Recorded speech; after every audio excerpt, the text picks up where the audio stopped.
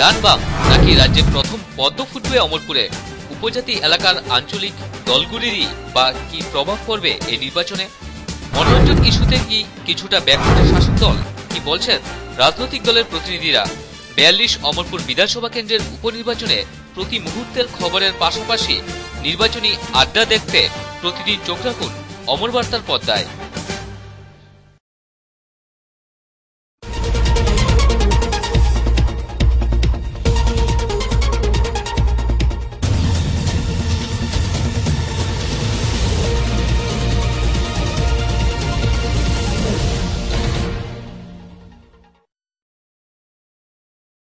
নমস্কার, অমর বার্তায় আপনাদের স্বাগত। আমাদের নির্বাচনী আড্ডায় আজ আমরা নির্বাচনী আড্ডায় যাকে পেয়েছি তিনি রাজ্য বিজেপি প্রদেশ বিজেপির সভাপতি মাননীয় বিপ্লব কুমার দে। বিপ্লব বাবু, আপনাকে আমাদের অমর বার্তায় স্বাগত। প্রথমে যে জিনিসটা জানতে চাইবো, প্রদেশ সভাপতি হওয়ার পর প্রথম একটি নির্বাচন কিভাবে চ্যালেঞ্জ হিসেবে নিচ্ছেন কি নির্বাচনটাকে? দেখুন, প্রদেশ সভাপতি হওয়ার পরে প্রথম নির্বাচন হচ্ছে, সেটা খুব কম সময়ের মধ্যে হয়ে গেছে।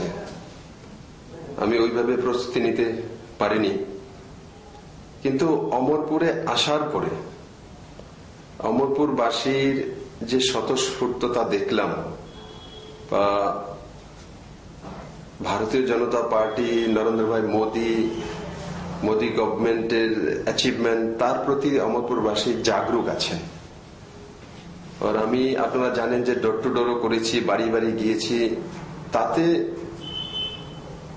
যে অমরপুরবাসীর যে স্বতঃস্ফূর্ততা, যে প্রেম ভালোবাসা, তার জন্য আমি বারবার বলি, আমি তো ভারতীয় জনতা পার্টি তথা অমরপুরবাসীর প্রতিও কৃতজ্ঞ থাকবো, যে সম্মান আমাকে বা পার্টিকে দিচ্ছে। কম সময়ে হোক বা একটা উপনির্বাচন হচ্ছে, কেন উপনির্বাচন হচ্ছে অমরপুরবাসী জানেন এখানে। কিন্তু আমি ব্যক্তিগতভাবে আমি নিজেকে মনে করি আমি সৌভাগ্যবান যে আমার গোমতী জেলার মধ্যে প্রথম নির্বাচন হচ্ছে, আর আমি আমার জেলার লোকেদের কাছে যাওয়ার একটা সুযোগ পেয়েছি। হ্যাঁ, অমরপুরবাসীর জন্য একটা দুর্ভাগ্য যে 5 বছরে 2টা নির্বাচন হচ্ছে, সেটা অমরপুরবাসীর সঙ্গে বা ত্রিপুরার জনসাধারণের সঙ্গে অন্যায় হয়েছে। এটা বামফ্রন্টের গোষ্ঠী কন্দলের কারণে সেই ইলেকশনটা হচ্ছে, সেটা ভোটের বাক্সে অমরপুরবাসী প্রতিবাদ করে আগামী যে নির্বাচনের ফলাফল আসবে সেটা আপনারা নিশ্চিত দেখতে পাবেন। যে জিনিসটা, আপনাদের যে প্রার্থী এখানে আপনারা দাঁড় করিয়েছেন, একসময় যিনি বামফ্রন্টের রাজনীতির সাথে যুক্ত ছিলেন, যে রঞ্জিত দাস, সেই রঞ্জিত দাসকে আপনারা প্রার্থী দাঁড় করিয়ে এখানে বাকি আরো ওনার বিরুদ্ধে আরো 6 জন প্রার্থী রয়েছে, কিরকম মনে করছেন ওই প্রার্থীর গ্রহণযোগ্যতাটা কিরকম হবে? দেখুন, রঞ্জিত দাসকে আমার চাইতে বেশি আপনারা জানেন। আমি লোকাল বডির ইলেকশন যখন চলছিল তখন আমি এসেছিলাম, স্বাভাবিক কারণে সমাজে ভালো লোক বা সোশ্যাল সার্ভিস করে, সামাজিক কাজ করে, এইসব লোকেদেরকে পলিটিক্সে আনা উচিত। যদি অন্যের জন্য কাজ করার, অন্যের জন্য কোনো কিছু করার মানসিকতা আপনার মধ্যে না থাকে, আপনি ভালো অ্যাডভোকেট হন, ভালো ডাক্তার হন, ভালো শিক্ষক হন, যদি ব্যক্তিকেন্দ্রিক হন, তাহলে আপনার এই শিক্ষকতার কোনো লাভ নেই। আমি লোকাল বডি ইলেকশনের সময় যখন এসেছিলাম তখন আমি কারোর কাছ থেকে নাম শুনেছিলাম যে এই ব্যক্তিগুলো ভালো আছে বা পলিটিক্সে একসময় ছিলেন, এখন নিষ্ক্রিয় হয়ে বাড়িতে বসে আছেন বিভিন্ন কারণে, বামফ্রন্টের স্বজন পোষণ নীতির কারণে। আমি ওই সময় ওনার বাড়িতে গিয়েছিলাম, ওনার ফ্যামিলির সঙ্গে কথা বলেছিলাম, তখন আমার সঙ্গে একটা হৃদ্যতা সম্পর্ক হয়েছিল। আর যখন এই ইলেকশন ঘোষণা হলো তখন আমি ওনাকে ফোন করে বললাম যে আমি চাই যে আপনি এখানে প্রার্থী হন। আর এমনিতে তো আমি বলিনি, আমি ওনার একটা বায়োডাটাও দেখেছি, 3-3বার কাউন্সিলর ছিলেন। আর যেই এলাকাতে উনি কাউন্সিলর ছিলেন, আমি ইচ্ছে করে ওই এলাকাতে ডোর টু ডোর গিয়েছি টেস্টিং করার জন্য যে ওই লোকটার ওখানে গ্রহণযোগ্যতা আছে কিনা। আর সেখানে ওনার যথেষ্ট গ্রহণযোগ্যতা আছে, সবাই এক ডাকে যার লোকটা ভালো লোক, সজ্জন লোক। আর 3বার কাউন্সিলর থাকাকালীন ওনার উপরে কোনো রাজনৈতিক আরোপ নেই, ওনার উপরে কোনো আর্থিক আরোপ নেই, তো তার চাইতে আর সমাজে গ্রহণযোগ্যতা তার কোনো কিছু হতে পারে না।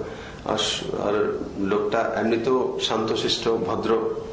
তো আমি আশা করি যে অমরপুরবাসীর কাছে যে প্রার্থী আমি দিয়েছি, অমরপুরবাসী সেটা অ্যাকসেপ্ট করবে, বাকি তো জনতার উপর। যে জিনিসটা আপনি বিভিন্ন প্রচারে আপনি এবার এই উপনির্বাচনে আপনাকে প্রথম থেকে আমরা নমিনেশন দাখিলের প্রথম থেকেই দেখছিলাম যে প্রচারে আপনি আছেন এবং বিভিন্ন ডোর টু ডোরও করছেন, কারণ বিভিন্ন বাড়ি ঘরে যাচ্ছেন এবং দোকান ব্যবসায়ীদের সাথে কথাবার্তা বলছেন। প্রচারে গিয়ে আপনি বিভিন্ন সচরাচর যেটা দেখা যায় না কোনো দলের একটা রাজ্য সভাপতি এভাবে ডোর টু ডোর প্রচার করে, তারপর আপনি এবছর এটা করছেন যেটা হয়তো বা সবার কাছে একটু অন্যরকম লাগছে। এরকম আপনি ডোর টু ডোর প্রচারে গিয়ে কিরকম সাড়া পাচ্ছেন, কি মনে করছেন? দেখুন, ভারতীয় জনতা পার্টি উইথ ডিফারেন্স। তো অন্য সভাপতির সঙ্গে ভারতীয় জনতা পার্টির সভাপতির তো ব্যতিক্রম থাকবেই যখন আমরা পার্টি উইথ ডিফারেন্স। চাল চরিত্র চেহারার কথা ভারতীয় জনতা পার্টি একমাত্র পার্টি যে চাল চরিত্র এন্ড চেহারার কথা বলি। আর বাকি যে ঘরে ঘরে যাচ্ছি সেটা তো আমি বললাম, তো একটা ঘরে ঘরে না গেলে আমি ত্রিপুরার যে জনসাধারণ কি চাইছে মিডিয়াতে বসে বা গাড়িতে বসে বা আগরতলাতে বসে আমি সেটা কোনোদিন বাস্তবায়িত করতে পারবো না বা বুঝতে পারবো না। আমি যতক্ষণ পর্যন্ত সাধারণ মানুষের কাছে না যাব, ত্রিপুরার প্রকৃত ফিল্ডের মধ্যে কি আছে সেটা আমি বুঝতে পারবো না। তার জন্য এই নির্বাচনের মাধ্যমে একটা আমি সুযোগ পেয়েছি, এই সুযোগটাকে হাতছাড়া করতে চাই না। ত্রিপুরাবাসী কোথায় যন্ত্রণা আছে, কোথায় প্রবলেম আছে, তার জন্য গিয়েছি। আর সেটা আমি ভারতীয় জনতা পার্টির সভাপতি না হওয়ার আগেও উদয়পুরে একটা লোকাল বডি ইলেকশন হয়েছিল, তখন আমি গিয়েছিলাম ডোর টু ডোর গিয়ে। আমি দেখেছি লোকেদের কাছ থেকে আমাদের জানতে হবে কি চাইছে ত্রিপুরার লোকেরা, তার জন্য যাচ্ছি। আর যা ফিডব্যাক পাচ্ছি সেটা আমার একটা ভালো এক্সপিরিয়েন্স হচ্ছে। আর সেটা নিয়ে আগামী দিনগুলিতে আমি ত্রিপুরার রাজনৈতিক যে রণকৌশল সেটাকে আমি চেঞ্জ করে দেখাবো।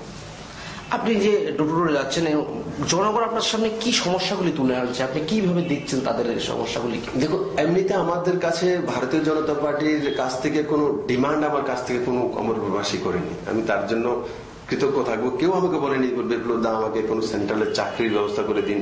অন্যান্য স্টেটে হয় দেখলে প্রদেশ সভাপতি এসে এটা করে দিন ওটা করে দিন, একজন লোকও বলেনি। তার জন্য আমি খুব অভিভূত হয়ে গেছি। এরা শুধু একটাই চায়। তাহলে কোনো কিছুর অভাব নেই তাদের, এরকম মনে করছেন কি? না না না, বলছি তো কি বলছে ওরা, একটা জিনিস বলছে, দাদা এই যে অপশাসন চলছে এখান থেকে মুক্তি করে দিন, আমাদেরকে শ্বাস ফেলার একটা ব্যবস্থা করে দিন। আপনি দেখুন কোথায় ওদের যন্ত্রণা, আমরা শ্বাস ফেলতে চাই, আমরা উঠতে চাই। কমিউনিস্ট ঘরের লোক বলেছে, জানি আমি ভালো, মানে আমি তো চিনি না, আমার স্থানীয় কার্যকর্তা বলে দেন, বলে আমরা একটা উঠতে চাই স্বাধীনভাবে, নিজের যে ডেমোক্রেটিক সিস্টেমে আমরা নিজের বাক স্বাধীনতা চাই। ত্রিপুরার মধ্যে বাক স্বাধীনতা নেই। তো বাকি তো আগে তো বাক স্বাধীনতা হওয়া, তারপরে ডাল রুটি বা চাউলের দরকার, তারপরে হেলথের দরকার, তারপরে এডুকেশনের দরকার। তো বাক স্বাধীনতা যে রাজ্যের মধ্যে নেই, এদের তো প্রথম যন্ত্রণা যে আমরা বলতে পারি না কোনো কিছু। বলতে গেলে ভয় সন্ত্রাস বিভিন্ন ভাবে, আমাকে না হলে আমাকে নাতিকে আমি পতিকে ধরবে, এই যে সিস্টেমটা, সেটা থেকে ওদেরকে বের করতে। আমাকে তো একটাই চিৎকার, 2018-তে নরেন্দ্র মোদীকে বলুন আমাদেরকে এই যন্ত্রণা থেকে আপনারা বের করুন, আমাদেরকে এই সন্ত্রাস থেকে বের করুন। আমরা কোনোদিনই চাই না যে লাগাতার যে গভর্নমেন্টটা চলছে সেটার কিন্তু উপায় নেই। বিরোধী পার্টি যেটা ছিল সেটা বিরোধীর ভূমিকা পালন করেননি। আর আপনাদের উপর একটা ভরসা, আপনার উপর একটা ভরসা, আপনি সেটা করতে পারবেন। আর আমাদের ছেলে মেয়েদেরকে যেভাবে ত্রিপুরাতে লাগাতার নারী ধর্ষণ, লাগাতার আইন কানুনের অবনতি হচ্ছে, কোথায় আছে আর কোন স্টেটের মধ্যে, নর্থ ইস্টের মধ্যে এইভাবে অবনতি হচ্ছে?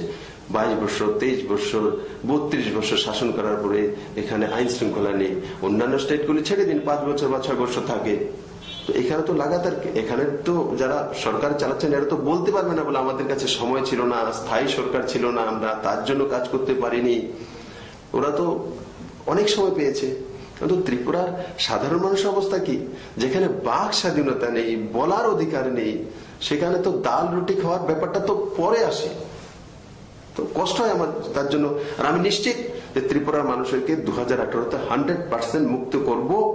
আর তাতে সমস্ত রিপোর্ট ডে টু ডে আমার সঙ্গে, ডে টু ডে কেন্দ্র সরকারের সঙ্গে বা কেন্দ্রীয় ভারতীয় জনতা পার্টির যারা আমাদের পদাধিকারী আছেন এদের সঙ্গে আমার ডে টু ডে ব্যক্তিগত কারণে কথাবার্তা হয়, পার্টির কারণে কথাবার্তা হয়। আমি সব আপডেট করি, সব ওদেরকে মেল পাঠাতে থাকি। আর আপনারা নিশ্চিত যে বাক স্বাধীনতাটা চাইছে, যে যন্ত্রণার থেকে ত্রিপুরার মানুষেরা মুক্তি চাইছে, সেই মুক্তিটা একমাত্র ভারতীয় জনতা পার্টি করতে পারবে। আর সেটা করার জন্য আমি আমার যত সাধ্য আছে, যত সাধন আছে, সবগুলো সেই জায়গাতে ত্রিপুরাতে ডেমোক্রেটিক পদ্ধতিতে লাগু করব। আসবো আপনার সাথে আরো আলোচনায়। আমাদের সময় হয়েছে একটা ছোট্ট বিরতির পর আমাদের এই নির্বাচনী আড্ডা জারি থাকবে।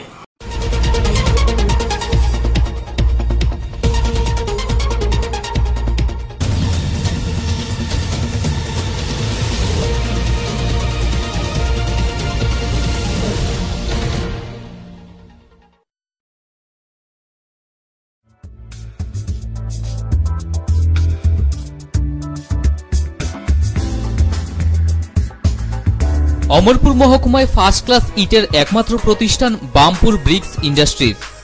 মহকুমার বামপুর এলাকায় অবস্থিত এই ইন্ডাস্ট্রিজে অত্যাধুনিক যন্ত্রপাতি এবং বহিরাজ্যের সুদক্ষ শ্রমিকদের দ্বারা অতি যত্ন সহকারে তৈরি হচ্ছে অমরপুরের সবচেয়ে মজবুত এবং ফার্স্ট ক্লাস ইট। পাগ মিলের তৈরি এই উন্নতমানের বিবিআই ইট মহকুমার প্রায় সকল নির্মাণ কাজে ব্যবহার হচ্ছে ব্যাপকভাবে। তাছাড়া এই বছরের নতুন ইট এসে গেছে আমাদের স্টকে। আগামী 15 জানুয়ারি পর্যন্ত প্রতি 1000 ইট ক্রয়ে পাবেন বিশেষ ছাড়।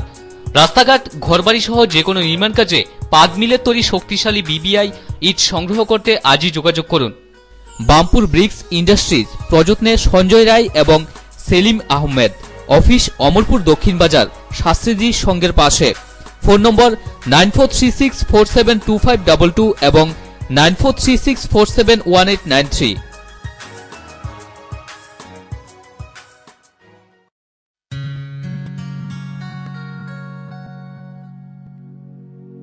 তোমার ছোঁয়াতে আমার পিপাসার শেষের শুরু জলপান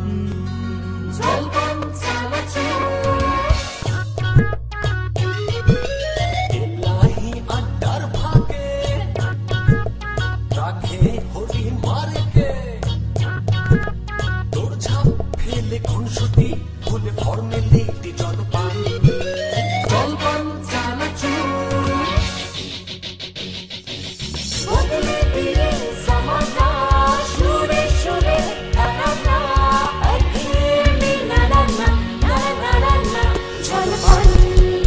সব আড্ডায় আনে প্রাণ প্রতিমা জলপান চানাচুর।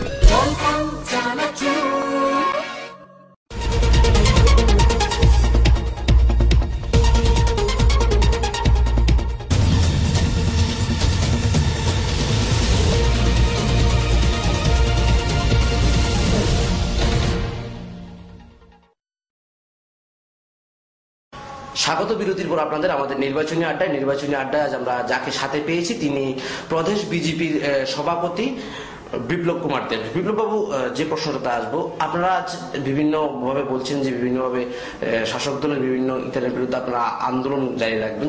যে বর্তমানে ত্রিপুরাতে সাংবিধানিক নিয়ম অনুযায়ী যে বিরোধী দলটা রয়েছে, কংগ্রেস যে বিরোধী দলটা রয়েছে, সেটাকে আপনি কিভাবে দেখছেন যে তারা বিরোধিতা ঠিকভাবে করতে পারছে, বা নাকি আপনারা নতুনভাবে বিরোধী দল হয়ে উঠে আসবেন? দেখুন, বিরোধী দল উঠে আসার যে বিষয়টা, আপনি হয়তো বা আপনার কথার মধ্যে উত্তর কিন্তু চলে এসে বিরোধী দল হয়ে উঠে আসছেন, হ্যাঁ, আপনি বলছেন উঠে আসবেন কি আসবেন। তো এই যে বিষয়টা আপনার কাছে কিন্তু একটা রাস্তা বেরোচ্ছে। আপনি খুবই বলছেন যে বিরোধী দল হয়ে উঠে আসবেন কি বা হচ্ছেন। দেখুন, পাবলিক যাকে চাইবে, আর বিশেষ করে বিরোধী দলের ভূমিকা কি, বিরোধী দলের ভূমিকা সরকার ঠিকভাবে কাজ করছে কিনা, মানে প্রহরীর ভূমিকা সরকারের লুফলস গুলি পাবলিকের সামনে রাখা, মিডিয়ার সামনে রাখা। আর এটা আপনারা ভালো করে জানেন, তথাকথিত যারা বিরোধী নামধারী ত্রিপুরা রাজ্যে আছে, আজ থেকে তো নেই। যারা বিধায়ক আছেন, আবার লম্বা লম্বা ডিগ্রি আছে এদের। একজন 5 বারের বিধায়ক, 4 বারের বিধায়ক, 6 বারের বিধায়ক। ডিগ্রি তো বড় বড় লম্বা লম্বা ডিগ্রি আছে। হয়তো সিপিএম এর যারা মন্ত্রী মিনিস্টার, এদের কাছে এত বড় বিধায়কের এতবার হওয়ার রেকর্ড নেই। তো ওই রেকর্ডটা দিয়ে কমিউনিস্ট পার্টিকে বা এদের সঙ্গে কিভাবে বোঝাপড়া করা যায় সেটা মেনটেন করেন ওরা। ভারী ভরকম ডিগ্রি আছে। জনতার বিষয়ে চিন্তা করার মতো এদের কাছে সময় নেই। আর তার জন্যই ত্রিপুরা রাজ্যের যে দুর্গতি, যে লোকের দুঃখ যন্ত্রণা আতঙ্ক তৈরি হয়েছে, বিরোধীরা যে ভূমিকাটা, পাবলিকের কাছে যাওয়া, জনতার কাছে যাওয়া, বিধানসভাতে সেশনে যাওয়া, সেই বিষয়গুলি রাখার জন্য কি কি আছে ডাটা নিয়ে, আর বাকি সময়গুলো আরে 10টা বিধায়ক আছে কংগ্রেসের, 10টা বিধায়ক যদি 8টা মাত্র জেলা, 8টা জেলার মধ্যে ঘুরতো, আজকে ত্রিপুরার অবনতি হয় না। আমি তো দেখি ত্রিপুরা রাজ্যে তো বাকি সব স্টেটে একটা জেলার বরাবর আমি একলাই সমস্ত ডিস্ট্রিক্টগুলি কভার করতে পারি। আমি ধর্মনগরে গিয়ে আবার অমরপুরে চলে আসি, অমরপুর থেকে আবার ধর্মনগরে চলে যাই সেম ডেতে। তো সেটা দীর্ঘদিন যাবৎ কেন করছিল না? আর তার জন্য ত্রিপুরা রাজ্যের অবনতি হয়েছে। ভারতীয় জনতা পার্টি আর আমি ত্রিপুরা প্রদেশ সভাপতি হওয়ার সুবাদে আমি নিশ্চিত বিশ্বাস, আমার নিজেরও বিশ্বাস আছে, আর ত্রিপুরাবাসীর ও আমাকে আশা করি বিশ্বাস করছে। আমি ওনারা যেই ভালোবাসা, আদর আর স্নেহ আর বিশ্বাস আমাকে করছেন, সেটা আমি রেজাল্ট করে ওনাদেরকে দেখাবো। আমি ফলে বিশ্বাস করি ওদের পাশে দাঁড়িয়ে ওদের দুঃখ যন্ত্রণা, যাতে আমার কাছে বিধায়ক তো নেই ত্রিপুরাতে, চেষ্টা করবো দরকার হলে পার্লামেন্টে উঠানোর জন্য। অনেকগুলো বিষয় আছে রাজ্য সরকারের বিষয়, পার্লামেন্টে উঠানো যায় না, ঠিক আছে, তবু আমি চেষ্টা করব ঘুরিয়ে ফিরে পার্লামেন্টে ওঠার জন্য, ন্যাশনাল মিডিয়ামে ওঠার জন্য। যেমন আজকে বহুদিন পর ত্রিপুরা রাজ্যে নারী ধর্ষণ, নারী কেলেঙ্কারি আপনারা ডেইলি নিউজ পেপার খুললেই দেখবেন, আপনাদেরও এখানে আছে। কিন্তু ত্রিপুরার লোকেদের আমি দেখলাম যে সেটা একটা দৈনন্দিন একটা রুটিনের মতো হয়ে গেছে, কোনো প্রতিক্রিয়া দিতে পারে না। সেটা হয়েছে, ঠিক আছে, পড়েছে, তারপরে এটার যে প্রতিক্রিয়া কি হওয়া উচিত, সেটার প্রতিবাদ কি উচিত, সেটার বিষয়ে আর চিন্তা করে না। হ্যাঁ, গবেষণা করেন, দোকানে বসে চায়ের দোকানে এই ঘটনা হয়েছে, কিন্তু এই ঘটনার জন্য তো তিরস্কার করা উচিত, প্রতিবাদ করা উচিত, প্রতিশোধ নেওয়া উচিত। সেই পয়েন্টটাতে বিরোধী পার্টি না থাকার কারণে ত্রিপুরাবাসী চুপ হয়ে গেছে, আর সেটা ভারতীয় জনতা পার্টি করতে দেবে না। আমি প্রদেশ সভাপতি হওয়ার পরে যে আমি এই যে 26শে জানুয়ারির দিন, প্রজাতন্ত্র দিবসের দিন, যে একটা ছোট্ট ট্রাইবেল এসটি জনজাতি মেয়ে, 14 বছরের মেয়ে গণধর্ষণ করা হলো, জিবি হসপিটালে আইসিইউতে অ্যাডমিট আছে 26 তারিখ থেকে আজ পর্যন্ত। সেই বিষয়টা ত্রিপুরা রাজ্যেতে কোন জায়গাতে হাইলাইট হলো না। আর মানিকদা বা ওনার মন্ত্রী পরিষদের কোন লোক বা কমিউনিস্ট পার্টির কোন নেতা তার জন্য ওখানে গিয়ে দেখছেন না কি ওনারা রাজত্বে একটা মেয়ে গণধর্ষণ হয়েছে, ওবি নাবালিক, ওবি এসটি। তো সেই বিষয়টা ন্যাশনাল লেভেলে চলে যাবে, ত্রিপুরাবাসী জাগৃত হয়ে যাবে, ন্যাশনাল লেভেলে জাগৃত হবে। তার জন্য পার্টির ইমেজ বাঁচানোর জন্য উনি হসপিটালে গিয়ে দেখার মতো ওনার মানসিকতা নেই। হয়তো বা এজ এ ম্যান ওনার মধ্যে গিল্টি মানিকদা অনুভব করবেন, যদি ওনার মধ্যে মনুষ্যত্ব বোধ থাকে। উনি ফিল করবেন যে না, সেটা অন্যায় হয়েছে, সেটা করেননি ওনার মিসেস বা উনি বা ওনার আত্মীয় স্বজনরা ফিল করবেন। পার্টি বাঁচানোর জন্য আজকে মানিকদার এই দুরবস্থা, যে পার্টি বাঁচানোর জন্য নিজের চেহারাটা না খারাপ হয়ে যাবে, পার্টির চেহারাটা না খারাপ হয়ে যাবে, ত্রিপুরার জনসাধারণের বিষয়ে চিন্তা করার মতো ওনার মানসিকতা নেই, সেটা ত্রিপুরা রাজ্যের জন্য দুর্ভাগ্য। কিন্তু ভারতীয় জনতা পার্টি ছাড়বে না। আমি সেখানে গিয়েছি, কেন্দ্রীয় মন্ত্রী নিয়ে গেছি, আর সেন্ট্রালে গিয়ে প্রেস রিলিজ করেছে ভারতীয় জনতা পার্টি 11 অশোকা রোড থেকে, আর সেগুলি সমস্ত ন্যাশনাল মিডিয়ার মধ্যে এসছে। তো এইভাবে যে ঘটনা ত্রিপুরা রাজ্যে হতো, সেটা হলে আমরা শুধু ত্রিপুরায় নয়, সমস্ত ন্যাশনাল লেভেলও সেগুলি কেন্দ্রীয় নেতৃত্বকে দিয়ে আমি উঠাবো, আর ত্রিপুরার লোকেদের সঙ্গে জাস্টিস করব। আর এই যে মেয়েটা আছে, সেটা আমি এখানে ছাড়বো না, এই গণ আন্দোলন করব। আমি ত্রিপুরা রাজ্যে সমস্ত ইলেকশনের পরে আমি এডিসি এরিয়াতে যাব, আর সেই বিষয়টা নিয়ে আমি মানুষকে জাগৃত করব। এই যে আদিবাসী লোকেরা আছে, এরা এখনো সহজ সরল, এদের সঙ্গে এই অত্যাচার, এরা লাগাতার 20টা সিটে কমিউনিস্ট পার্টিকে লাগাতার রেখেছে।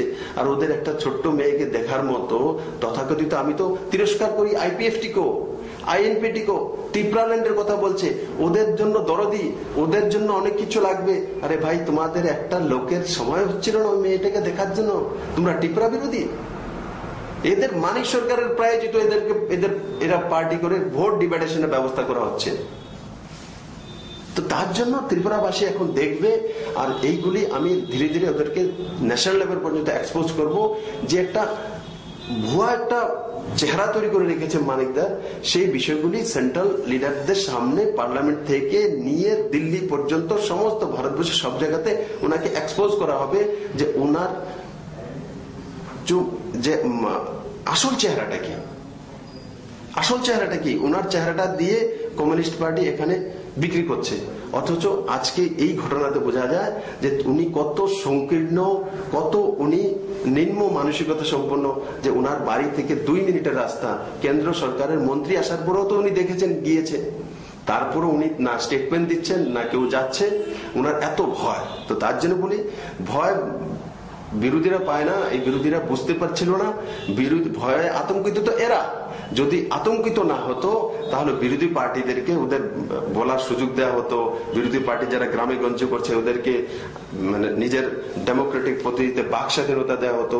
আর বাক স্বাধীনতা নেই মতলব যে মিডল ইস্টের দেশগুলোতে এখনো একটা অন্তত মুসলিম কান্ট্রিগুলোর মধ্যে ছিল, সেটা ত্রিপুরা রাজ্যে আছে, কিন্তু ভারতীয় জনতা পার্টি হতে দেবে না।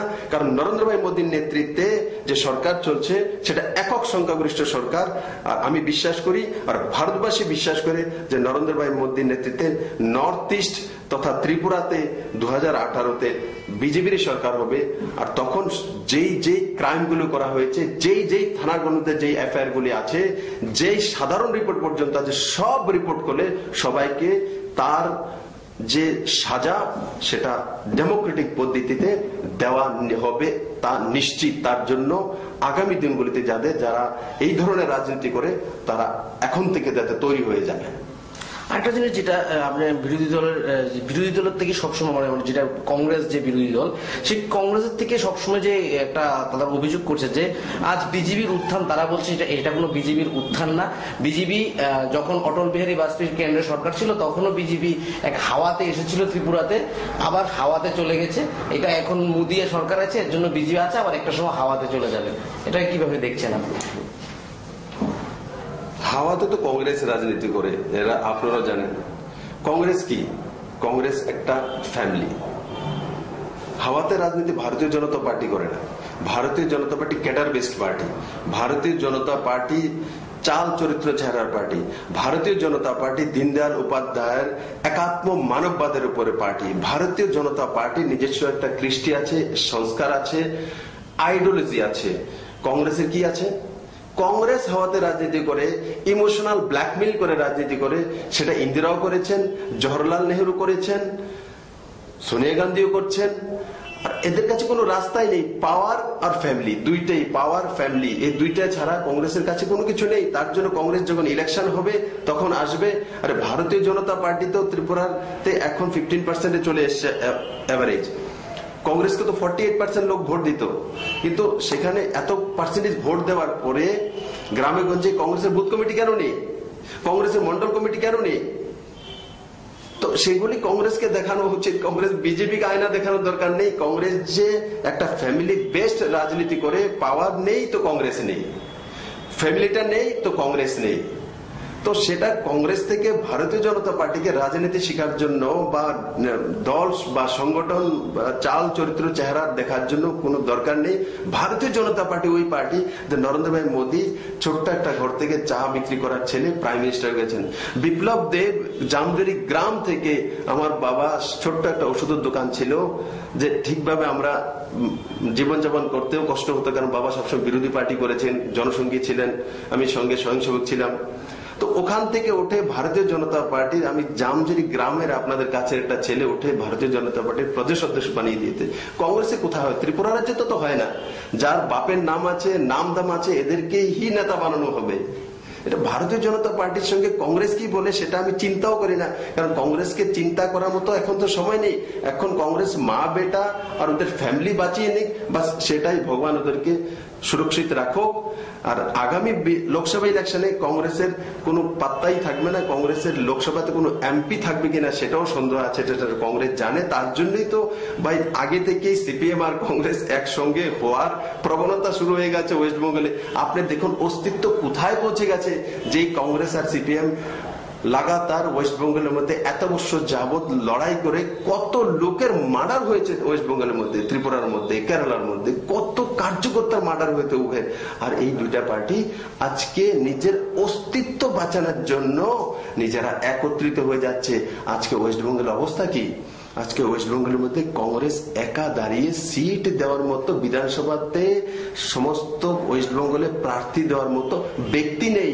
কমিউনিস্ট পার্টির কাছে সমস্ত ওয়েস্ট বেঙ্গলের মধ্যে প্রার্থী দেওয়ার মতো ব্যক্তি নেই, তার জন্য অ্যালায়েন্স করতে চাইছে। কংগ্রেসের আর কমিউনিস্টের অস্তিত্বের সংকট। এরা ভারতবাসীর জন্য লড়াই করছে না, ওদের ভারতবাসীর জন্য লড়াই আর করতে হবে না, এই স্থিতি নেই, না কংগ্রেসের আছে না সিপিএম।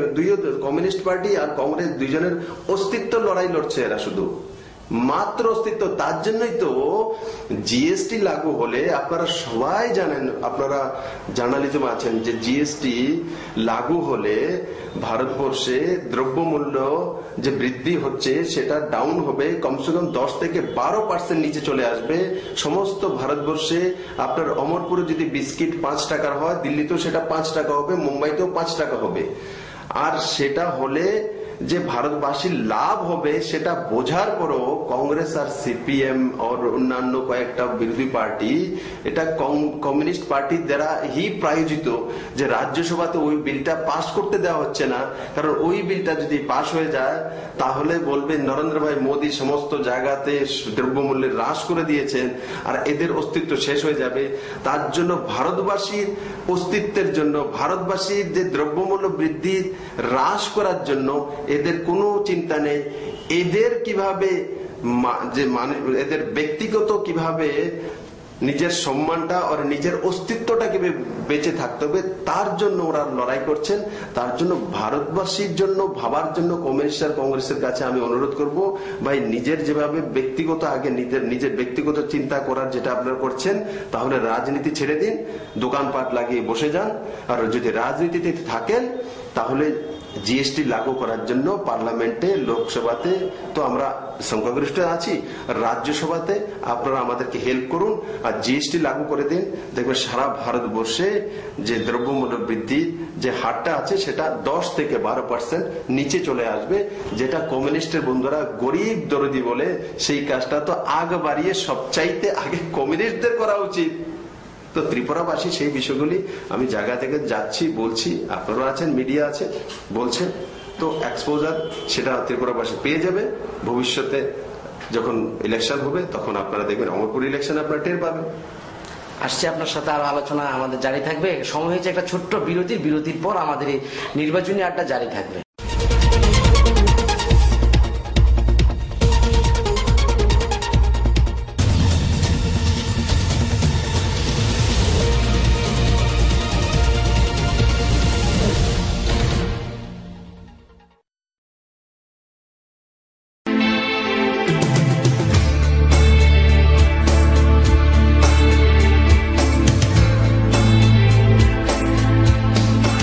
উন্নত প্রযুক্তি সম্পন্ন ফার্স্ট ক্লাস ইটের একমাত্র নির্ভরযোগ্য প্রতিষ্ঠান দুর্গা ব্রিক্স ইন্ডাস্ট্রিজ। অমরপুর ডালাকস্থিত এই ইন্ডাস্ট্রিজে অত্যাধিক নিপুণ হাতে সুদক্ষ শ্রমিকের দ্বারা মহকুমার সবচেয়ে ভালো কোয়ালিটির ইট তৈরি করা হয়। সবকিছু বারবার, ঘরবাড়ি একবার। বাড়িঘর, রাস্তাঘাট সহ যে কোনো নির্মাণ কাজে পাগ মিলের তৈরি এই মজবুত ইট ব্যবহার করতে পারেন নিশ্চিন্তে। এছাড়া এখানে ড্রজার এবং ট্রিপার ভাড়া পাওয়া যায় সুলভ মূল্যে।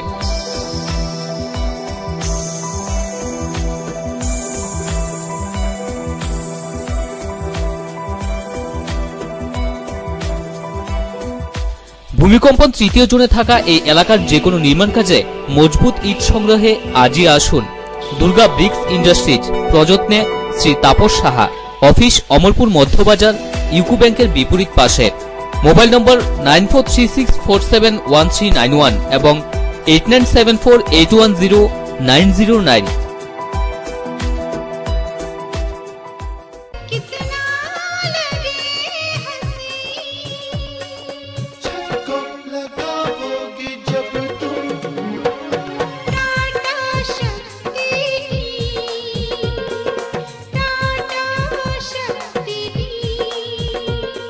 अरे अशफाक मियाँ, क्या बात है, आज मियाँ बीवी बड़े खुश नजर आ रहे हो। खुश क्यों ना हो चाचा जान, जब से हमने घर की छत पे टाटा शक्ति टीन लगाया है तब से हमने चैन की सांस ली है। अब न छत से पानी टपकने का डर और ना ही बर्फ का कोई खौफ। टाटा शक्ति टीन लगवाने की सलाह भी तो आपने ही दी थी। टाटा शक्ति टीन को वर्ल्ड क्लास तकनीकी सलाहियतों को बरकार लाते हुए बनाया गया है। टाटा शक्ति टीन हिंदुस्तान में सबसे ज्यादा बिकने वाला टीन है।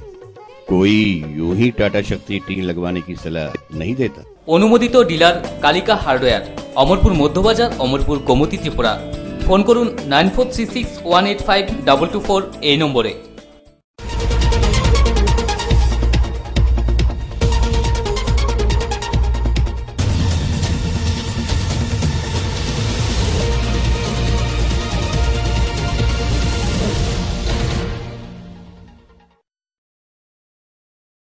বিরতির পর আপনাদের স্বাগত আমাদের নির্বাচনী আড্ডায়। আজ যিনি আমাদের পাশে রয়েছেন তিনি প্রদেশ বিজেপির সভাপতি বিপ্লব কুমার দেব। বিপ্লববাবু, যে জিনিসটা যে শাসক দল প্রতিটা নির্বাচনের আগে তাদের যে প্রচার থাকে, তারা প্রচারের মেইন ইস্যু রাখে যে শান্তি সম্প্রীতি এবং উন্নয়নের ধারাকে অব্যাহত রাখার জন্য, বামফ্রন্ট প্রার্থীকে জয়যুক্ত করার জন্য। এবার শাসক দলের বিরুদ্ধে আপনারাও লড়াই করছেন, কিভাবে দেখছেন তাদের এই ইস্যুটাকে? উন্নয়নের ধারা, উন্নয়ন ত্রিপুরাতে কোথায় করেছে? উন্নয়নের ধারা তো কমিউনিস্ট পার্টির পার্টি অফিসে চলে গেছে। উন্নয়নের ধারা পার্টির যে ক্যাডার আছেন ওদের বাড়িঘর দেখলে বোঝা যায়। অমরপুরে ডোর টু ডোর করার সময় আমার কার্যকর্তাকে আমি জিজ্ঞাসা করি না, বাড়ি ঢোকার পরে আমি বুঝে যাই যে এটা কমিউনিস্টের বাড়ি আর এটা বিরোধীদের বাড়ি। উন্নয়নের ধারা কোথায় চলে গেছে আপনারা বুঝে গেছেন। আমাকে জিজ্ঞাসা করতে হয় না যে বাড়িটা কি কমিউনিস্ট পার্টির লোকেদের বাড়ি না বিরোধী পার্টিদের বাড়ি, সেটা আমি বাড়ি দেখে বলি। এটা তো কোনো কমিউনিস্ট নেতার হবে তো বলে, হ্যাঁ স্যার আপনি কিভাবে জানেন, দাদা আপনি কিভাবে জানেন? আমি তো বাড়ি দেখে বুঝতে পারছি। তো উন্নয়নের ধারাটা কোথায় গেছে? উন্নয়নের ধারাটা কমিউনিস্ট পার্টি সারা ত্রিপুরা রাজ্যের পার্টি অফিসের হাল দেখুন। আজ থেকে 17-18 বছর যাবত আমি ত্রিপুরা রাজ্যে ছিলাম না, তো আমি ডিফারেন্সটা বুঝতে পারছি উন্নয়নের ধারাটা কোথায় গেছে। পার্টি অফিসগুলি সব বিল্ডিং, দোতলা, একতলা, কোনো পাকা বাড়ি ছাড়া পার্টি অফিস নেই। কিন্তু আপনি আমার সঙ্গে চলুন, আপনার অমরপুরের মধ্যে যারা বিপিএল আছে, গরিব আছে, এদের বাড়িগুলোকে দেখুন। উন্নয়নের ধারা তখন হতো যখন জাতি, ধর্ম, মানে বর্ণ নির্বিশেষে সবার উন্নয়ন হতো। ভারতীয় জনতা পার্টির স্টেটগুলির মধ্যে আমরা যারা বিপিএল আছেন এদের লিস্ট এসডিএম অফিসে থাকে, ওখান থেকে লিস্ট করা হয় যে কাকে কাকে ঘর দেওয়া হবে। তার মধ্যে ভারতীয় জনতা পার্টির কোন নেতা গিয়ে বসে থাকেন না, বা পার্টি অফিসে লিস্ট তৈরি হয় না যে বিপিএল এর কার্ড কাকে দেওয়া হবে, ইন্দিরা আবাসের ঘরটা কাকে দেওয়া হবে, সেটা ভারতীয় জনতা পার্টি স্টেটও হয় না। সেগুলি হয় কি এসডিএম অফিসে গরিবের যে লিস্ট আছে বিপিএল এর, সেই লিস্ট দেখে বাই সিরিয়াল যায়, নাম্বার 1, নাম্বার 2, প্রায়োরিটি কার বেশি আছে সেইভাবে। তার মধ্যে কংগ্রেসের লোকও যায়, তার মধ্যে জনতা দলের লোকও যায়। ভারতীয় জনতা পার্টি সেটা দেখে যে কালেক্টর অফিস থেকে যে আমলারা ডিস্ট্রিবিউশন করবেন প্যারামিটার হিসেবে, ওই প্যারামিটারটা ফলো করছে কিনা। এমন তো না যে এরা সেগুলি ঘর দেওয়ার সময় ওদের কাছ থেকে টাকা চাইছে, কমিশন চাইছে। আর তার জন্য আপনি দেখেছেন যে মধ্যপ্রদেশে এমন একটা স্টেট যে ভারতীয় জনতা পার্টি স্টেট 3 বছর মানে লাগাতার 3 বার আছেন শিবরাজ সিং চৌহানের সরকার। আর সেখানে লোকায়ুক্তের ছাপা সবচেয়ে বেশি হয়, রেকর্ড সবচেয়ে বেশি লোকায়ুক্ত ছাপা স্টেট গভর্নমেন্টের এমপ্লয়ির উপরই হয়। তো সেটা কেন হয়? যে যারা এই যে সরকারি কাজগুলো ডিস্ট্রিবিউশন করে, অনেক জায়গাতে দেখা যায় যে ওই আমলারা পয়সা নিয়ে, পলিটিশিয়ান তো নেন না, কারণ আমরা ডিস্ট্রিবিউশন করি না সিপিএম এর মতো, ওরা ডিস্ট্রিবিউশনের সময় হয়তো টাকা টোকা নিয়ে নেয়। তো ভারতীয় জনতা পার্টি সেটাকে লক্ষ্য করে, ফলো করে, তারপর যখন একসঙ্গে জমা করেছে, লোকায়ুক্তের ছাপা পড়েছে, একসঙ্গে ওই টাকাটা ওর বাড়ি থেকে উঠানো হয় আর উঠিয়ে স্টেট গভর্নমেন্টের ফান্ডে সেই টাকাটা দিয়ে দেওয়া হয়। আলটিমেটলি আবার ওই ট্যাক্সের কাজে স্টেট গভর্নমেন্টের ফান্ডে আসার পর ওই টাকাটা আবার পাবলিকের কাছে ফেরত চলে যায়। তো ও তো 3 বছর বা 4 বছর যাবত একটা করেছে, 10,000-20,000 টাকা করে একত্রিত রেখেছে, তো সঙ্গে সঙ্গে জেলও গেল আর সেই টাকাটাও পাবলিকের কাছে চলে আসলো। শিবরাজ সিং চৌহান করছেন। তো সেই কারণে ত্রিপুরা রাজ্যের যে উন্নয়নের ধারা সেটা পার্টি ক্যাডারদের আর পার্টি অফিসের উন্নয়নের ধারা হয়েছে। হ্যাঁ, বাকি আপনি বলবেন যে রোড কিছু হয়েছে, বিল্ডিং কনস্ট্রাকশন হয়েছে, জেলা হসপিটাল হয়েছে। তো এই কনস্ট্রাকশন গুলিও সেন্ট্রাল গভর্নমেন্টের ত্রিপুরাতে 90% ফান্ডিং হি ত্রিপুরা স্পেশাল ক্যাটাগরির 11টা স্টেটের মধ্যে একটা, ঠিক? তো তার মধ্যে যে 90% ফান্ডিং সেটা স্টেট গভর্নমেন্টকে সেন্ট্রাল গভর্নমেন্ট করে।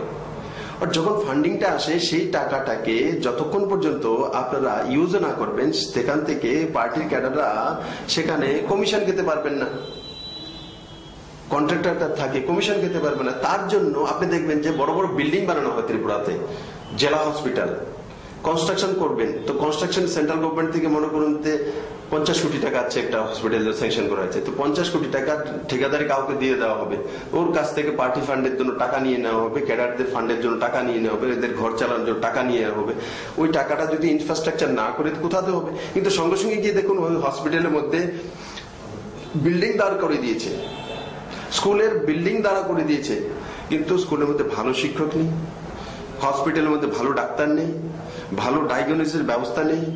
আরে খুমলুঙে আমি একটা ধর্ণা দিয়েছিলাম, খুমলুঙে এডিসি এরিয়ার সেটা ক্যাপিটাল সিটি আছে, সেখানে জনজাতি অধ্যুষিত এরিয়া, নিউজ পেপারে এসছে হসপিটালে মানে আজব দেশ, যে হসপিটালের মধ্যে ব্লাড টেস্ট করার জন্য ল্যাবরেটরি নেই, সরকারি ডাক্তাররাই ব্লাড নিয়ে ওই ব্লাড আগরতলাতে প্রাইভেট কোনো ল্যাবে পাঠান, ওখান থেকে রিপোর্ট হয়ে ওখানে আসবে, তখন ডায়াগনোসিস করা হবে, আর সেই প্রাইভেট ল্যাবকে সরকারি হসপিটাল থেকে পয়সা দেওয়া হয়। ঠিক এখন এমন হসপিটাল আপনি ক্যাপিটাল সিটির মধ্যে তৈরি করলেন, জনজাতি প্রিয় সরকার, উন্নয়নের ধারা বইয়ে দেওয়ার মতো সরকার, যে তার মধ্যে ল্যাবরেটরি নেই, ব্লাড টেস্ট হয় না। আরে ইসিজি মেশিন মানে সিটি স্ক্যানের মেশিন নাই সেটা তো মানলাম, কিন্তু ইসিজি মেশিন থাকবে না, সাধারণ ব্লাড টেস্ট থাকবে না, আপনার যে ব্রঙ্কাইটিস হবে কফ টেস্ট করার জন্য থাকবে না, থুতু টেস্ট করার জন্য থাকবে না। লজ্জাস্কর ব্যাপার, লজ্জা হয় উন্নয়নের ধারা বলে যখন চিৎকার করে ওরা হসপিটালিটি দিতে পারে না। হসপিটালের মধ্যে বিল্ডিং বানিয়ে রেখেছে কমিশন খাওয়ার জন্য নেতারা, কিন্তু যেটা দরকার ভালো ডাক্তার, ভালো ডায়াগনোসিস, ভালো ল্যাবরেটরি, ভালো লাইব্রেরি, ভালো সিট, ভালো, আরে শীতের মধ্যে সেখানে কম্বল নেই, ওটির যে পজিশন, ওয়াল ভাঙ্গা, জল পড়ছে, তার মধ্যে অপারেশন করলে তো লোক মরে যাবে। এই তো ত্রিপুরা রাজ্যের উন্নয়নের ধারা। আপনারা বলুন লোকেদের সামনে, আপনারা জানেন সবাই উন্নয়নের ধারা কোনো কিছু না, শুধু ইনফ্রাস্ট্রাকচার ও সেন্ট্রাল গভর্নমেন্টের পয়সা ক্যাডাররা খাওয়ার জন্য। কারণ এত বড় ক্যাডার পুষে রেখেছে ত্রিপুরা রাজ্যের মধ্যে, আপনি দেখুন কত বড় ক্যাডার বাহিনী পুষে রেখেছে, এদেরকে খাওয়া খাদ্য কোথা থেকে দেবে এরা? আপনাদের ত্রিপুরা রাজ্যের জনসাধারণকে নিগৃহীত করে বিনাশ করে ওই টাকাগুলি সমস্ত ক্যাডার পোষণ করা হয়। আর ক্যাডার পোষণ যতক্ষণ পর্যন্ত বন্ধ না হবে ত্রিপুরার উন্নয়ন অসম্ভব। তার জন্য আমি বলি মানিকদাকে বা এই সরকারকে সেন্ট্রাল গভর্নমেন্ট যদি বাজেটে ডাবলও করে দেবে তবুও ত্রিপুরা রাজ্যের উন্নয়ন তাদের যারা হবে না, কারণ ওদের নিয়ত সাফ নেই। যখন নিয়ত সাফ না হবে ততক্ষণ পর্যন্ত উনি করতে পারবে না। তার জন্য যত তাড়াতাড়ি সম্ভব এই যে জনবিরোধী, গণবিরোধী আর রাষ্ট্রবিরোধী একটা সরকার চলছে, সোচ যারা খারাপ, এদেরকে তাড়াতাড়ি যদি ত্রিপুরা রাজ্য থেকে মুক্তি করা যায়, আর ভারতীয় জনতা পার্টি, নরেন্দ্র ভাই মোদী, অমিত ভাই শাহ নিশ্চিত 2018-তে এটা ডেমোক্রেটিক পদ্ধতিতে করিয়ে ছাড়বে। আর ইলেকশন কিভাবে স্পষ্ট ইলেকশন হয়, নিরপেক্ষ ইলেকশন হয়, তা ভারতীয় জনতা পার্টি আর ভারতীয় জনতা পার্টির প্রদেশ সভাপতি বিপ্লব দেবকে শেখানোর জন্য মানিক সরকারের কাছে যাব না, যেটা কংগ্রেসীরা এতদিন যাবত করে এসছে। যদি শিখতে হয় সেটা নির্বাচন কমিশনের কাছে যাব, আর ত্রিপুরা রাজ্যকে সুষ্ঠু নির্বাচন করিয়ে 2018-তে মুক্তি দিয়ে যাব। আরেকটা জিনিস যেটা শাসক দল তাদের নির্বাচনী প্রচারে, এবং বরাবরই আমরা কংগ্রেসকেও দেখছি তারা নির্বাচনী প্রচারে যে বলছে বিজেপি একটি সাম্প্রদায়িক দল, সেই বিজেপিকে অমরপুর ঢুকতে দেবেন না, বা এই কালসাপ পুষবেন না, কালসাপকে অমরপুর ঢুকতে দেবেন না। আপনি কিভাবে দেখছেন আপনার দলকে সাম্প্রদায়িক দল হিসেবে আখ্যায়িত বলছে? শাসক দল এবং কংগ্রেস দুটা দলই বলছে তাদের নির্বাচনী প্রচারে। বিনাশকালে বিপরীত বুদ্ধি।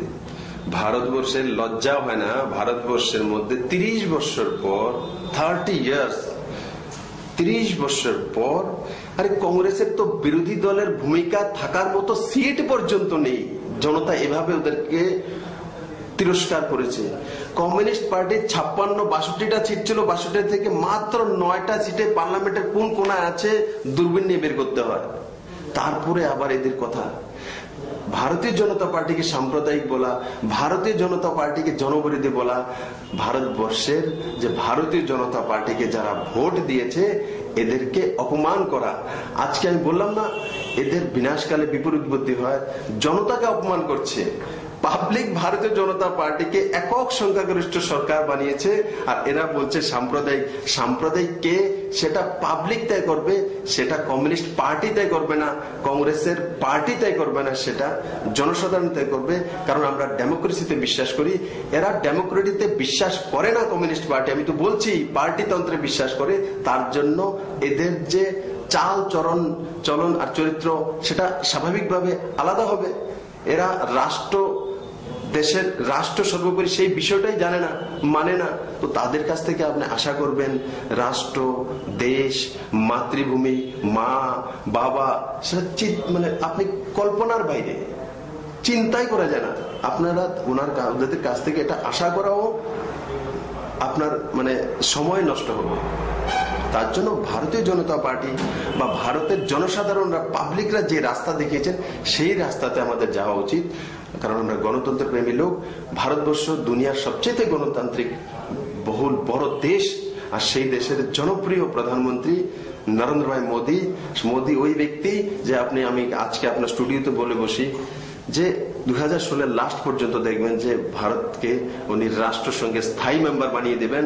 এই রাষ্ট্রসংঘের স্থায়ী মেম্বার না হতে পারেন, তার জন্য আমাদের এই কমিউনিস্ট পার্টি, কংগ্রেসীরা ইন্টারন্যাশনাল লোকেদের সঙ্গে যে চক্র আছে সেদের সঙ্গে এরা সলাপ পরামর্শ করে।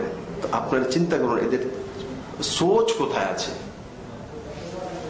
আসবো আপনার সাথে আমাদের নির্বাচনী আলোচনা, আমাদের নির্বাচনী আড্ডা জারি থাকবে। বিপ্লববাবু আমাদের সাথে থাকবেন। সময় হয়েছে একটা ছোট্ট বিজ্ঞাপন বিরতির পর আমাদের নির্বাচনী আড্ডা জারি থাকবে।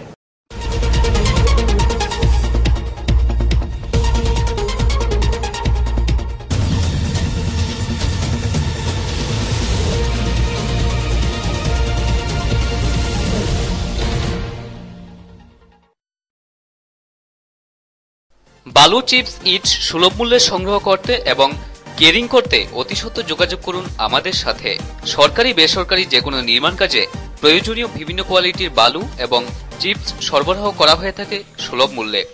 এছাড়া ইট, বালু, চিপস সহ যেকোনো জিনিস কেরিং এর সুব্যবস্থা রয়েছে। যোগাযোগের ঠিকানা শিবন মিয়া এবং Mithon Saha, Kanthalbagan town, Shankarpalli, Amarpur, Gomati, Tripura. Phone number 7085387285, 7085782876 এবং 7085583859। সারা ত্রিপুরা রাজ্যের সাথে আমাদের অমরপুরেও এমআরএস সেন্টারে শুরু হয়ে গেছে স্কিল ডেভেলপমেন্ট মিশন, প্রধানমন্ত্রী কৌশল বিকাশ যোজনা এবং জাতীয় সাক্ষরতা মিশন। এই যোজনার অন্তর্গত কোর্সগুলি সম্পূর্ণ বিনামূল্যে প্রশিক্ষণ দেওয়া হচ্ছে। কোর্সগুলি হল রিটেলার কোর্স, সেলাই প্রশিক্ষণ, মোবাইল ফোন রিপেয়ারিং। উক্ত কোর্সগুলিতে প্রশিক্ষণ নিতে 18 থেকে 35 বছরের মাধ্যমিক উত্তীর্ণ বেকার যুবক যুবতীগণ অতি সত্বর যোগাযোগ করুন। যোগাযোগের ঠিকানা MRS sub branch, block Chaumuni, Amarpur, Gomati, Tripura. Phone number 9615137240 এবং 9436128985।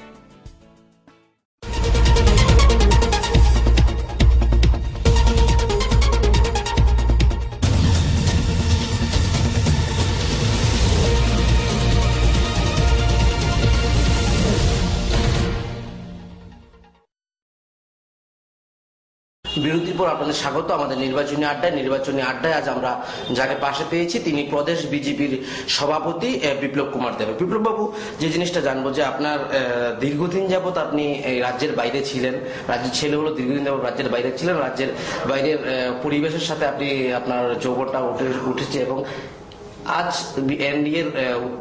এনডিএ সরকার গঠনের পরে বা আপনি কিছুদিন আগে যখন রাজ্যে আসলেন, আপনার সেই বাইরের পরিবেশের সাথে রাজ্যের পরিবেশে কি ফারাকটা দেখতে পারেন? খুব সুন্দর কোশ্চেন, বেহতরিন question, thank you for this question.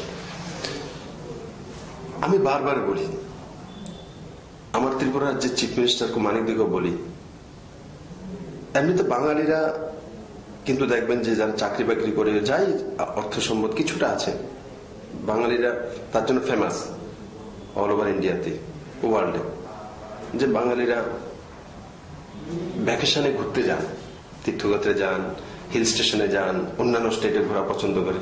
কিন্তু দুর্ভাগ্য আমার মানিকদার মধ্যে সেই স্বভাবটা নেই। যদি ওই স্বভাবটা ওনার মধ্যে থাকতো, যদি অন্যান্য রাজ্য ঘোরার মানসিকতা থাকতো, বিদেশ তো ছেড়ে দিন, ভারতবর্ষের মধ্যে সবকিছু আছে, উনি যদি একটু অন্যান্য রাজ্যে গিয়ে 2 দিন 3 দিন ওনার মিসেসকেও নিয়ে যদি একটু সময় কাটিয়ে আসতো 2 দিন 3 দিন থেকে, তার অন্যান্য রাজ্যের সঙ্গে ত্রিপুরা রাজ্যের ডিফারেন্সটা কোথায় হচ্ছে সেটা উনি বুঝতে পারতেন। আমি তো আজ পর্যন্ত রেকর্ড দেখিনি যে অন্য কোনো রাজ্যে গিয়ে 2-4 দিন, হ্যাঁ পার্টি কংগ্রেস যেখানে সেখানে হয়তো উনি গিয়েছেন, পার্টির কার্যক্রম অ্যাটেন্ড করেছেন, তারপরে আবার তাড়াতাড়ি ত্রিপুরাতে চলে আসছেন। ত্রিপুরার প্রতি প্রেম আছে তার জন্য চলে আসেন। আরে ভাই, ত্রিপুরার প্রতি যদি প্রেম থাকে, ত্রিপুরাকে ডেভেলপ করার জন্য অন্য জায়গাতে যেতে হয়, অন্য জায়গাতে বেটার কি সেটা প্র্যাকটিক্যালি অনুভব করতে হয়। অফিসাররা বলে দিল স্যার ওখানে এটা বেটার চলছে, আপনি কাগজ কলম দেখে এখানে লাগু করে দিলেন, তো সেটা বাস্তবিত হয় না। আপনাকে যাওয়া উচিত ওই জায়গাতে, ওই জায়গার ওই স্টেটের মধ্যে বেটার কি হয়েছে প্র্যাকটিক্যাল গিয়ে আপনি অনুভব করুন। ওইখানে দেখলেন হিল স্টেশনে কিভাবে ডেভেলপমেন্ট করেছে। আরে নর্থ ইস্টের মধ্যে ত্রিপুরার চাইতে ছোট্ট স্টেট সিকিম জৈবিক মুক্ত মানে জৈবিক স্টেট হয়ে গেছে, ট্যুরিজমে নাম্বার 1 চলে গেছে। আর আমার ত্রিপুরার মধ্যে এত কিছু আছে, ট্যুরিজম ডুবে যাচ্ছে, কোনো ডেভেলপমেন্ট নেই। তার জন্য আমি বলি এক্সপোজার দরকার আছে। আর সেটার উদাহরণ আপনি আমার সঙ্গে অমরপুরি চলুন, যাদের ছেলে মেয়ে বাইরে ইঞ্জিনিয়ারিং করার জন্য গিয়েছে, MBA করার জন্য চলে গেছে, ওই ব্যক্তি আবার ত্রিপুরাতে ওই ছেলে আসতে চায় না। কারণ দেখে দেখো যে আমাদের ত্রিপুরার যে লাইফটা ছিল সেই লাইফ থেকে ব্যাঙ্গালোরের, দিল্লি বা উত্তরপ্রদেশের লখনৌ যে লাইফস্টাইলটা আমাদের চাইতে বেটার। তো তখন চাই যে নাই ওখানে কাজ করলে, ওখানে থাকলে হয়তো আমার নেক্সট জেনারেশনটা আরো ভালো হবে। আমি তখন খুশি হতাম যে লখনৌর কোন একটা ছেলে ত্রিপুরাতে পড়াশোনা করার জন্য এসছে, আর যদি NIT-তে বা ত্রিপুরা ইউনিভার্সিটি পড়ার পর ত্রিপুরাতে থাকার পর বলে না লখনৌ ছেড়ে আগরতলাতে থাকবো, অমরপুরে থাকবো, তাহলে ত্রিপুরা ডেভেলপমেন্ট হয়েছে। আর সেটা হচ্ছে না, যখন আমার মুখিয়ে মানে গলত রাস্তার মধ্যে যাচ্ছে। স্বাভাবিক কারণে যখন আমার রাজ্যের মুখিয়া হচ্ছেন চিফ মিনিস্টার, উনি যদি ওই রাস্তাতে না চলেন, স্বাভাবিক কারণে বাকি জায়গা তো সম্ভবই না। তো তার জন্য আমি মানিকদাকে বলবো যে আপনি অন্যান্য স্টেটে যান, ঘুরুন, 2-4 দিন থেকে বিভিন্ন জায়গাতে শরীরটাও ভালো থাকবে, হ্যাঁ মানসিকতাও ভালো থাকবে। একটু বাইরের হাওয়া বাতাস লাগান, শুধু কমিউনিস্ট পার্টির মেলার মাঠের হাওয়া বাতাসে সেটা আপনার স্বাস্থ্য ভগবানের কাছে আমি আশীর্বাদ মানে প্রার্থনা করবো যাতে মানিকদা দীর্ঘায়ু হোক, কিন্তু গিয়ে বাইরের হাওয়াটা লাগাক, যাতে ত্রিপুরাবাসীর কাছে বাইরের এক্সপোজারটা আসে।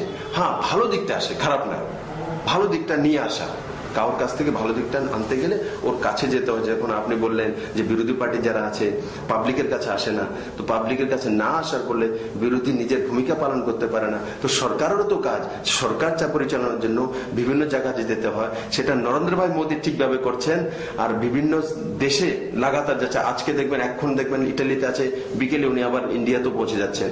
তো বিভিন্ন জায়গাতে যখন উনি যাচ্ছেন, তো আমাদের এই কমিউনিস্ট বন্ধুরা প্রচার করছে নরেন্দ্র ভাই মোদী বিদেশ ঘুরে দেশের রেভিনিউ শেষ করে দিয়েছে। কারণ ওদের মধ্যে তো সোচ ওই ডেভেলপমেন্টটা মানিকদা করেনি, কারণ ওই রাস্তাতে উনি ঘুরে নিনি।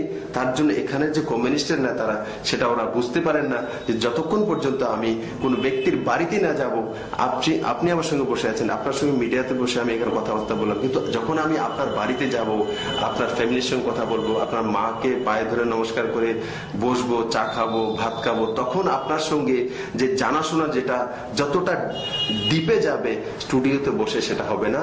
আর সেই কাজটা মানিকদা বিগত 17 বছর যত করতে পারেনি, আর নরেন্দ্র ভাই মোদী 19 মাসের মধ্যে সারা দুনিয়াতে ঘুরে সেটা করে দেখিয়েছেন। আশপাশের দেশগুলি, এমনকি উনি সার্কের দেশগুলিকে উন্নয়ন করার জন্য, আমি বলি উন্নয়ন করার জন্য প্ল্যান করে সবগুলিকে একসঙ্গে করে নেওয়া হচ্ছে, যে সার্কের যে দেশগুলি সবগুলি যাতে একসঙ্গে একে অপরের সঙ্গে সুসম্পর্ক থাকে। তার জন্য পাকিস্তান এত কিছু বিরোধিতা করার পরও নরেন্দ্র ভাই মোদী পাকিস্তানে গিয়েছেন, তারপরও ওরা একটা ঘটনা ঘটিয়েছে, কিন্তু সঙ্গে সঙ্গে দেখবেন যে পাকিস্তানের প্রধানমন্ত্রীর মুখে বেরিয়েছে, তো ওদের এগেনস্টে কথা বেরিয়েছে, তো সেটার জন্য উনি প্রাণপণ চেষ্টা করছেন। বিদেশে যাচ্ছেন, আর এখানে এরা বলছেন এই তো দেশের রেভিনিউ শেষ করে দিচ্ছে। আমি আজকে আপনার স্টুডিওতে বলেছি নরেন্দ্র ভাই মোদী ওই প্রাইম মিনিস্টার, আগের যে প্রাইম মিনিস্টার ছিল, এদের সঙ্গে কমসে কম 35 থেকে 40 জনের একটা মিডিয়া, আপনারা ভালো করে জানেন, সাংবাদিকের একটা টিম যেত। অনেক সাংবাদিক বন্ধুরা ওনার উপরে মানে রেগে লাল হয়ে গেছেন যে নরেন্দ্র ভাই মোদী আসার পরে আমাদের যে সাংবাদিকদের সঙ্গে নিয়ে যাওয়া, এক্সপার্টদের সঙ্গে নিয়ে যাওয়া উনি বন্ধ করে দিয়েছেন। প্রথম একবার নিয়েছেন, তারপর থেকে এখন কন্টিনিউ বন্ধ আছে। উনি দেখেছেন সঙ্গে যদি 35 জন 40 জনের একটা বহর নিয়ে যায়, এদেরকে ওখানে রাখা খাওয়া, ভারতবর্ষের এতগুলো রেভিনিউ লাখো কোটি টাকা চলে যায়, আর ওটাকে উনি বন্ধ করে দিয়েছেন। এই বিষয়টা দেখার মতো কমিউনিস্ট পার্টির চিন্তা ভাবনা নেই, সেটাতে নজর নেই যে নরেন্দ্র ভাই ঘুরছেন। কারণ উনি মানিকদার থেকে এখানে কমিউনিস্টরা শিক্ষা নিয়েছেন যে না, কোনো জায়গাতে ঘোরা না, এক্সপোজার না নেওয়া, নিজের ডাব্বার মধ্যে বন্ধ হয়ে থাকা। আর সেই মানসিকতা নেই এইসব কথা। আমার তার জন্য ওদের উপর দয়া হয়, তো ভগবান ওদেরকে সদ্বুদ্ধি দেব, যাতে ওদের সদ্বুদ্ধি হয় আর ফিউচারটা তাদের সুন্দর হয়। একটা জিনিস যেটা আমরা প্রায় প্রতিটা নির্বাচনের পরে যেটা আমরা বিরোধী দলের যে সমর্থকরা রয়েছে তাদের থেকে যে অভিযোগটা পাই যে নির্বাচনোত্তর সন্ত্রাসের শিকার হয় তারা, এবং তাদের থেকে আরেকটা অভিযোগ আছে যে তখন বিরোধী দল যেটা বিরোধী সাংবিধানিক হিসেবে যে বিরোধী দল বা আগে যে বিরোধী দলটা ছিল যেটা ওই যে কংগ্রেস বিরোধী দল, সেই বিরোধী দলের কর্মীরা তাদের পাশে থাকে না, যার জন্য তারা আগামী দিনে তারা মুখ খুলে কথা বলতে পারবে না, তারা নির্বাচনোত্তর সন্ত্রাসের শিকার হয়। আজ আপনারা নির্বাচনে দাঁড়িয়েছেন, আর নির্বাচনের পর যদি আপনাদের কর্মীরা নির্বাচনোত্তর সন্ত্রাসের শিকার হয়, সে জায়গায় বিজেপির কি ভূমিকা থাকবে? দেখুন, ভারতীয় জনতা পার্টির একটা ইতিহাস আছে, আমাদের একটা কৃষ্টি আছে। ইতিহাস বলে ভারতীয় জনতা পার্টির কোন নেতা আজ পর্যন্ত, অন্যান্য স্টেটে তো নির্বাচন আগে বা পরে সন্ত্রাস হবে এই ধরনের কোন, আমি মধ্যপ্রদেশে ইউপিতে, হ্যাঁ কিছু কিছু জায়গায় ইউপি বিহারে বাহুবলী তথাকথিত বলে সমাজে এই ধরনের একটা সেন্স আছে, কিন্তু পলিটিক্যাল পার্টি নির্বাচন আগে বা পরে সন্ত্রাস করবে, মারবে, পিটবে, এটা অন্যান্য স্টেটের মধ্যে নেই। শুধু ওয়েস্ট বেঙ্গল ত্রিপুরাতে আছে, সেটাও বামফ্রন্টের কৃপার কারণে হয়েছে। মানুষদেরকে যে বলবো ক্যাডার পোষণ করে, কারণ কাজ করতে দেবে না, আপনাকে কমিশনের পয়সা দিয়ে খাইয়ে খাইয়ে বসে রাখবে, তো স্বাভাবিক আপনাকে কাজ তো দেবে। কাজ কি? সন্ত্রাস করো, সমাজকে নষ্ট করো। যদি কাজ দিত, সারাক্ষণ পার্টি না করে ক্ষেতে পাঠাতো, জমিনে পাঠাতো, দোকানে পাঠাতো, চাকরিতে পাঠাতো, তাহলে সেটা হতো না, সন্ত্রাসের প্রশ্ন হতো। তাকে টাইম কোথায়? সে তো ঘরের জন্য কাজ করবে, চাকরি করবে, খেতে কাজ করবে, দোকান চালাবে, তখন এইসব মানে অলস মস্তিষ্ক শয়তানের বাসা, তখন এদের দিকে এইসব কাজ করানো হয়। আর নির্বাচন উত্তর ত্রিপুরা রাজ্যে আমি ভারতীয় জনতা পার্টির সভাপতি বলছি, ভারতীয় জনতা পার্টির এখনো ত্রিপুরা রাজ্যের সংগঠন আপনি জানেন ঠিকভাবে সংগঠিত হতে পারেনি। আমার কাছে টাইম আছে, 1.5 বছর 2 বছর আছে, এই ইলেকশনের পরে আর কোনো ইলেকশন নেই।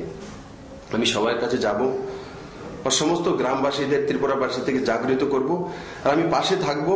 আর নিশ্চিত ভারতীয় জনতা পার্টির কোন কার্যকর্তা, ভারতীয় জনতা পার্টি না হোক, যদি কংগ্রেসের কোন কার্যকর্তা, আইপিএফটির কোন বিরোধী পার্টির কোন কার্যকর্তাকে যদি এরা হেনস্থ করা হয়, আমি বিপ্লব দেব, ওই জায়গাতে পৌঁছে যাব, ওদেরকে জাতি, ধর্ম, বর্ণ, দল নির্বিশেষে সবাইকে ওই সন্ত্রাস থেকে মুক্তি করার জন্য প্রাণপণ চেষ্টা করব, আর সেটা আমি করেই দেখাবো ত্রিপুরাবাসীকে।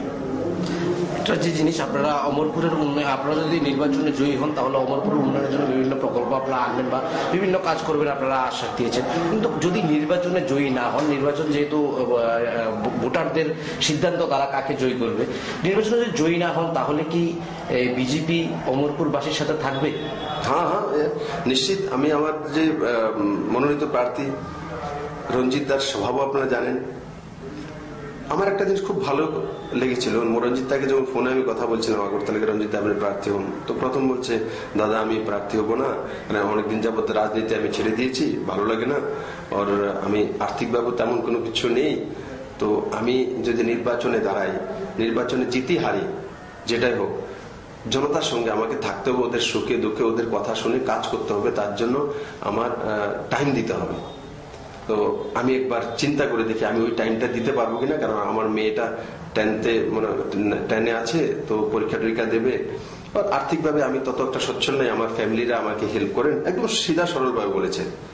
তো আমি বললাম ঠিক আছে, আপনি একবার আপনার ফ্যামিলির সঙ্গে কথাবার্তা বলে নিন, এরা যদি আপনার ফ্যামিলিকে, আপনার বাকি ভাইয়েরা বা আপনার মা আছে, ফ্যামিলিরা যদি আপনাকে বলেন যে আপনার সমাজের কাজের জন্য আগের মতো আবার নামবেন, আর ওরা আপনার ফ্যামিলিকে দেখবে, হেল্প করবে, তাহলে ওরা কমিটমেন্ট করলে আপনি ইলেকশনে দাঁড়াবেন কি? বলে হ্যাঁ, এদের সঙ্গে আমি কথা বলিনি দাদা, তারপরে দাঁড়াবো।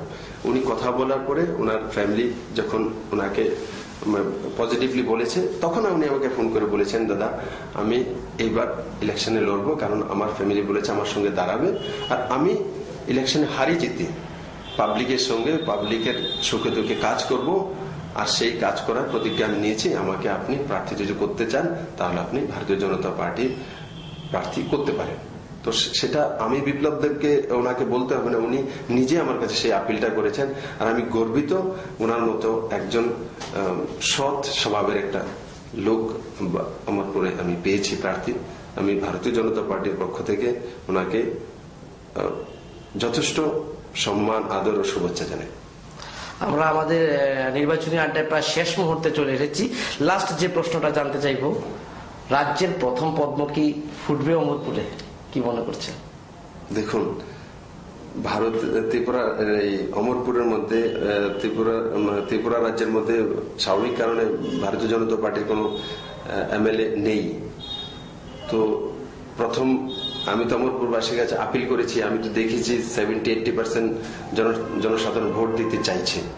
আমাকে কিছু কিছু লোক বলছে যে নির্বাচনের লাস্ট 2 দিন এরা সন্ত্রাস করবে, সেই করবে, দাদা আপনি একটু পাশে থাকুন, তাহলে আমরা ভোটটা দিতে পারবো, না হলে আমাদের ইস্যু। দেখুন, প্রস্তুত হয়ে বসে আছে যে নরেন্দ্র ভাই মোদীকে একটা পদ্ম ফুল পাঠানোর জন্য অমরপুরবাসী। আর আমি আশা করি সুষ্ঠুভাবে, আমি নির্বাচন কমিশনের সঙ্গে, আইজি লয়নের সঙ্গে, ডিজির সঙ্গে কথা বলছি, ওর নির্বাচন সুষ্ঠুভাবে হয়ে গেলে নিশ্চিত যে অমরপুর থেকে একটা আপনারা পদ্ম ফুল দিতে পারবেন।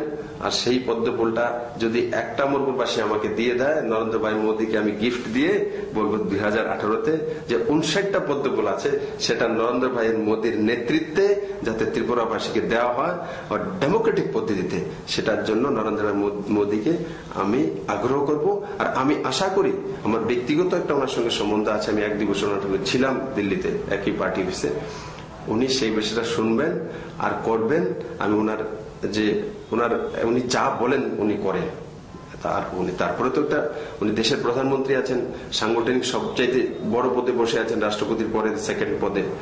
তো আমি আশা করি ত্রিপুরাবাসীর জন্য যে আশা, ভরসা ও বিশ্বাস নিয়ে আমি কাজে নেমেছি, ওই কাজটা 2018-তে আমি আপনারা আমার সঙ্গে থাকলে আমি সফল করতে পারবো। আর ত্রিপুরার বিকাশ আমি ওই জায়গাতে নিয়ে যাব যাতে ত্রিপুরা রাজ্য ভারতবর্ষের মধ্যে 2018 3 বা 4 বছরের মধ্যে যাতে নাম্বার 1-এ চলে যায়। কিসে? ক্রাইমে না, নাম্বার 1-এ যাতে চলে যায় ইকোনমিতে, ডেভেলপমেন্টে, সেটা চলে যায়। আর সেটা আমি বিশ্বাস করি নরেন্দ্র মোদীর নেতৃত্বে সরকার আছে, সেই সরকার আমাকে হেল্প করবে। আর আমি ভারতীয় জনতা পার্টির নেতৃত্বে যদি ত্রিপুরাবাসী আমাদেরকে বসান, সেই কাজ করে আমি ত্রিপুরাবাসীকে দেখিয়ে দেব।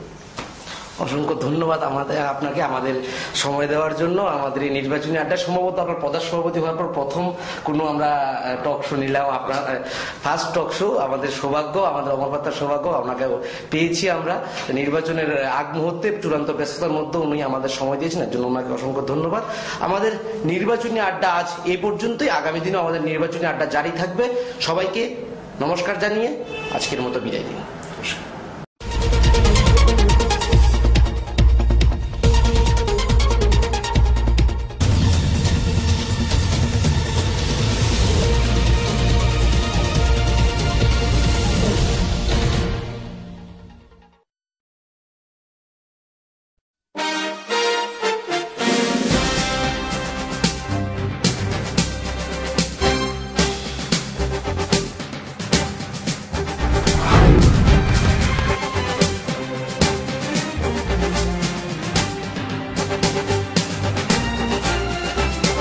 ডান বাম নাকি রাজ্যে প্রথম পদ্ম ফুটবে অমরপুরে, উপজাতি এলাকার আঞ্চলিক দলগুলিরই বা কি প্রভাব পড়বে এই নির্বাচনে? মনোরঞ্জন ইস্যুতে কি কিছুটা ব্যাকফুটে শাসক দল? কি বলছেন রাজনৈতিক দলের প্রতিনিধিরা? 42 অমরপুর বিধানসভা কেন্দ্রের উপনির্বাচনে প্রতি মুহূর্তের খবরের পাশাপাশি নির্বাচনী আড্ডা দেখতে প্রতিদিন চোখ রাখুন অমর বার্তার পর্দায়।